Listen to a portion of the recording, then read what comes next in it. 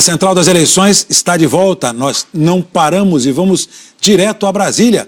Continua lá o repórter Nilson Clava com as informações do TSE. Nilson Clava, já dá para ter, assim, vamos dizer, uma imagem dessas eleições?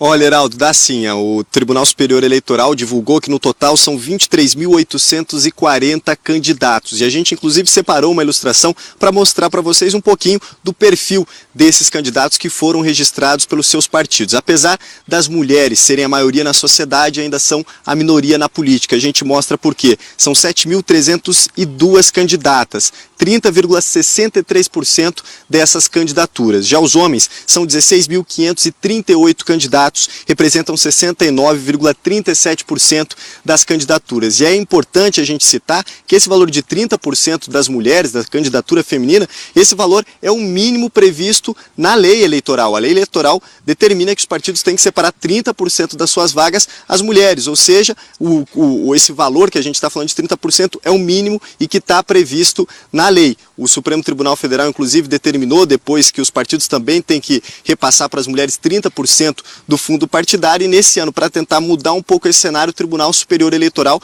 também determinou que os partidos são obrigados, a partir dessa eleição, a também fazerem a transferência de 30% do fundo eleitoral, que é a principal fonte de financiamento dessa campanha. Ainda falando um pouquinho do perfil, agora não do eleitor e sim das candidaturas também, Heraldo, a gente tem aqui uma relação de alianças, né? Nessa eleição você tem ainda a presença das coligações, e eu queria destacar aqui uma delas, que é a aliança do PT com o MDB. Apesar de depois, né, do impeachment da ex-presidente Dilma Rousseff, esses dois partidos terem se deslocado para polos opostos, eles ainda mantêm alianças importantes nos estados. Vou dar aqui alguns exemplos. São 4 alianças, por exemplo, no Nordeste. Em Alagoas, com a candidatura do governador Renan Filho. Em Pernambuco, com a candidatura do governador Paulo Câmara. No Piauí, com Wellington Dias, e em Sergipe, com Belivaldo Chagas. Então, apesar de no meio político a gente observar, né, esses polos opostos, em nível estadual, ainda há essa aliança entre PT e MDB. Heraldo. O quase incansável Nilson Clava, direto de Brasília. Obrigado, Nilson Clava. Boa noite para você. Vamos agora fazer um bate-bola rápido com as notinhas de cada um. Da eleição, Natuza, Nery. Heraldo, vou pegar um pouco o gancho, a carona do Nilson Clava, nessa lógica do dormindo com o inimigo. PT e PMDB ou MDB juntos em diversos estados. Mas eu queria fazer um destaque adicional. O Centrão, que são aqueles partidos médios, de pendor mais fisiológico, que participam de governo, sejam eles quais de qualquer cor. Esse centrão, esses partidos como Progressistas, PR, Solidariedade, PTB, eles estão disputando, não como cabeça de chapa, ou seja, com candidatos levando a legenda do partido, mas como aliados de PT, MDB, PSDB e por aí vai. Ou seja, Geraldo, eles estão em todas. O plano de carreira desse chamado centrão é ser forte nos legislativos, porque assim eles apitam nos destinos nacionais e não com candidatos próprios. Valdo? Amanhã começa oficialmente a campanha e, com certeza, o PT vai correr para tentar usar o tempo que for possível para colocar Lula nessa eleição. O fundo partidário, que é a novidade dessa eleição, é a novidade que pode atrapalhar os planos do PT.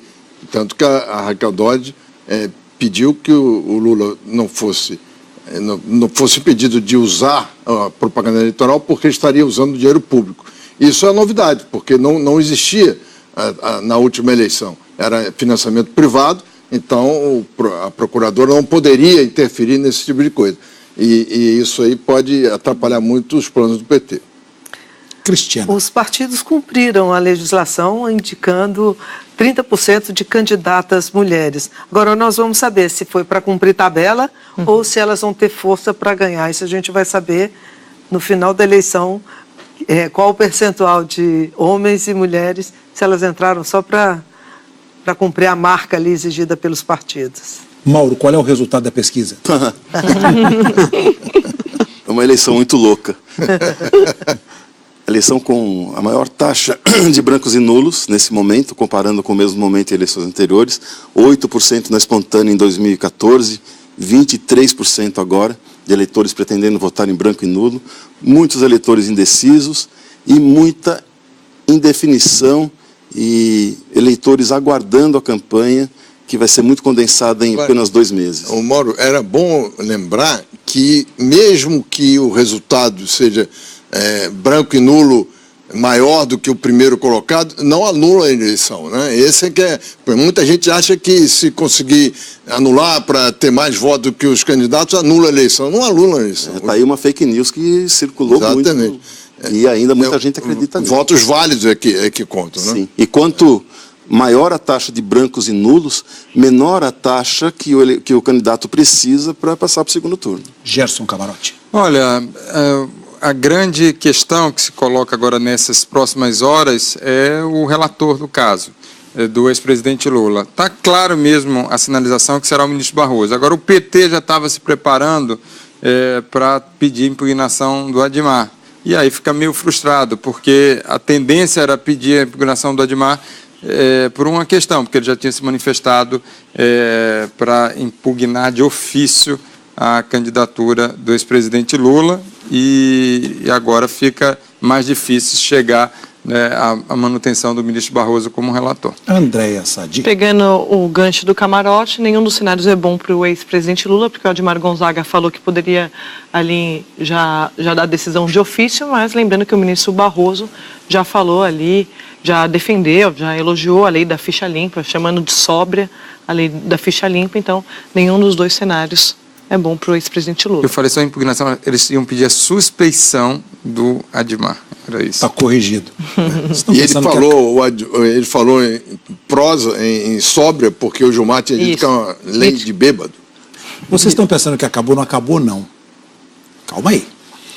A gente faz um rápido intervalo, é muito rápido. Já já o Nilson Clava traz novas informações direto do Tribunal Superior Eleitoral. É só um instante.